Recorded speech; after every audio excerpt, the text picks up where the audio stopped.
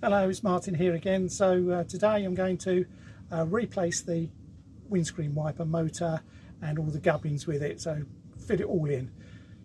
Don't forget to subscribe and you'll know when the next episode is coming out. Let's get to it.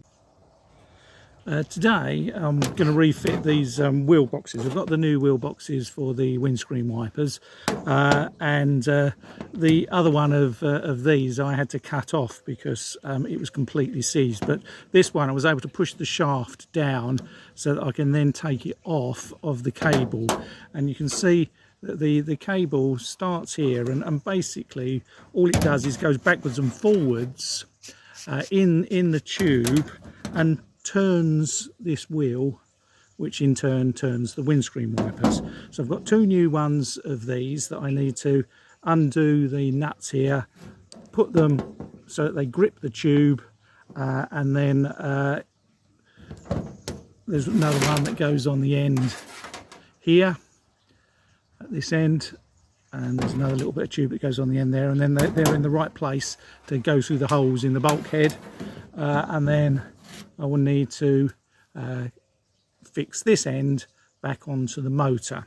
I've got the new gear for the motor which I've got to put in, but what I've also got to do is renew the windscreen wiper switch, because although the wipers worked okay, the washer where you press in the end of the stalk wasn't making a good contact, and it wasn't delivering enough oomph down the wires to work the washer. So that's what I'm doing today. This is the new gear wheel, and I need to put a circlip on the back here on this side to fix this in place. But basically this end goes onto the end of the cable like that.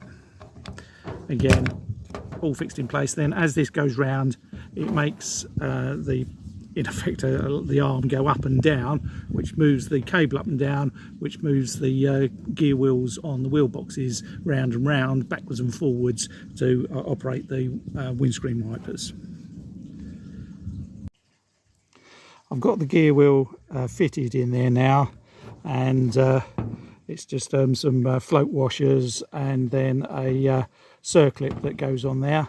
Fortunately I had the old one and the new one, because the first one that I tried to put on went pinging off somewhere in the workshop, and I'll never find that again, so it's lucky that I had a second one. So we've got the end wheel box there, comes along the tube, next wheel box there through to join up with the motor there, and this screws the outer tube and the inner cable together. Little plastic end piece there, and then the cable attaches to this rod here. So when the wheel is going round, the gear wheel is going round, that makes that go up and down. That moves the cable, the inner cable within the outer tube, backwards and forwards, which in effect turns the windscreen wipers backwards and forwards. I've now fitted the cable back into the windscreen wiper motor, attached the circlip on the arm, and put the back on this and mounted this here. And I've got the wheel boxes now, one there and one in front of the driver's wheel through, so that's all completed now.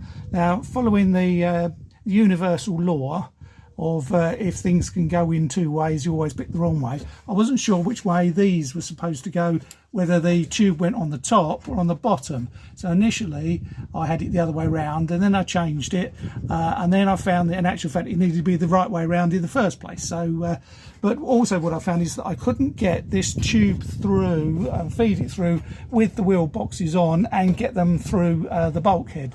So in the end what I had to do was pull the inner cable all the way out, mount these in place, then put the tube in, and then finally feed the cable all the way through. That seemed to be the best way to do it. So it's taken me a little while, but this bracket that holds the wiper on feeds through to another little bracket that fits on the back side, which I think probably should be welded in place, but it wasn't, and so that was really fiddly, because you could see the bottom bolt and get the bracket there, but the top one, swinging the bracket around, was behind the heater complex, so it was completely blind. So I had to muck around with magnets and leaving it about until I could get both bolts through. But it's all in place now, just waiting for the electrical switch on the steering wheel to arrive, and then I can test it all.